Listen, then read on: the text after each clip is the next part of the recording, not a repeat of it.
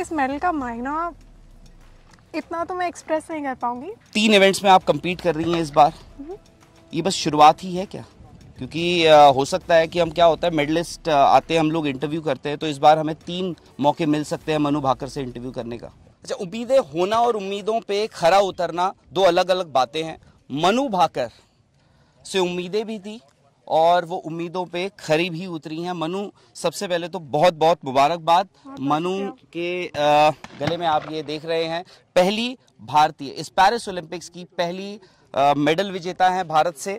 मनु, ये मेडल क्या मायने रखता है? क्योंकि टोक्यो में भी हमने देखा था और टोक्यो के बाद ऐसा लगा कि मनु पता नहीं कहाँ चली गई हैं और उसके बाद आप आती हैं और जो कहते हैं ना बैक विद अ बैंग, एक मेडल के साथ, एक ब्रॉन्ज मेडल के साथ। क्या मायने रखता है ये मेडल आज? ये तो बहुत बड़ी चीज़ पूछ ली सर आपने। मायने मैं कैसे इतना अच्छा, मुझे पीछे देख के लगता है कि जो भी सारी मेहनत की है वो सारी अब फल लाई है और कोई भी अब रिग्रेट नहीं लगता है, कि पछतावा नहीं होता है कि उस समय ये हुआ था, उस समय वो मेडल हार गई थी या उस समय वो मेडल नहीं जीत पाई थी। तो अब वो सब हट गया है, मन साफ़ हो गया है बिल्कुल। और ऐसे लगता है कि आगे और भी बहुत सारी चीज़ें हैं देखने के लिए, बहुत सारी चीज़ें हैं करने के लिए। तो मेरे लिए इस मेडल का मायना इतना तो मैं एक्सप्रेस नहीं कर पाऊँगी, पर बहुत लंबे समय से मेरी चाहत थी कि मैं एक ओलंपिक का भी मेडल इंडिया के लिए जीतूँ और वो आज आपके हाथ में है। Manu Bhaker youth Olympic gold medallist भी हैं और ये सिर्फ 22 साल की हैं, पर करियर ऐसा लगता है कि कितना लंबा होगा, इतने सालों से आपको देखते आ रहे हैं। मनु, अगर दर्शकों के लिए ये मेडल हम दिखा सके, इसमें कुछ खास चीज़ें हैं इस बार मेडल में। मनु, 3 इवेंट्स में आप compete कर रही हैं इस बार। ये बस शुरुआत ही है क्या?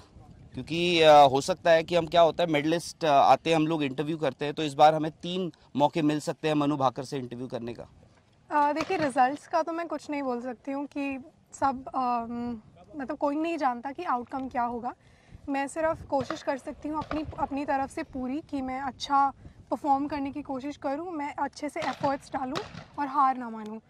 तो मेरे बस में जितना है मैं उतना डेफिनेटली पूरा ट्राई करने वाली हूँ।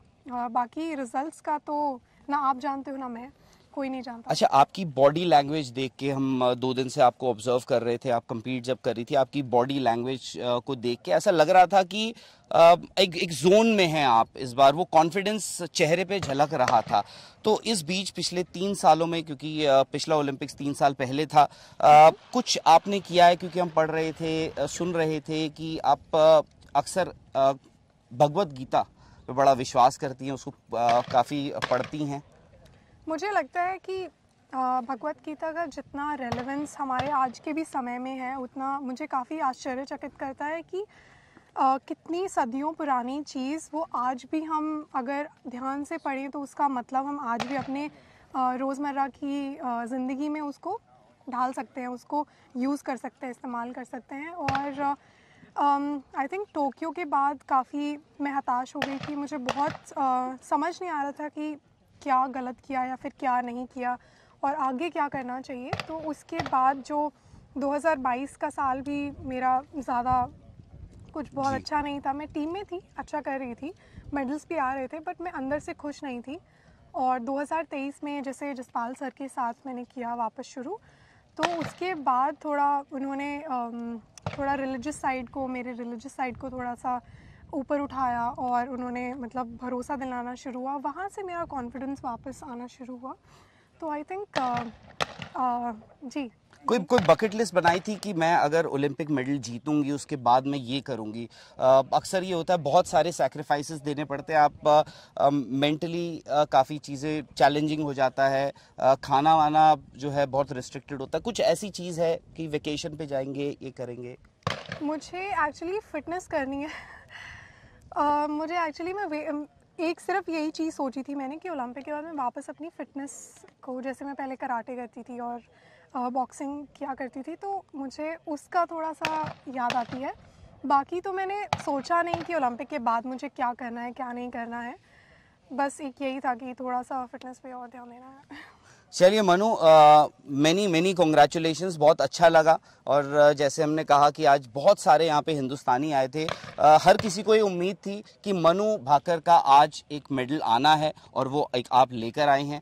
पर जैसे हमने शुरुआत में भी कहा था, ये बस अब शुरू किया है मनु भाकर ने पेरिस ओलंपिक की अपनी जर्नी।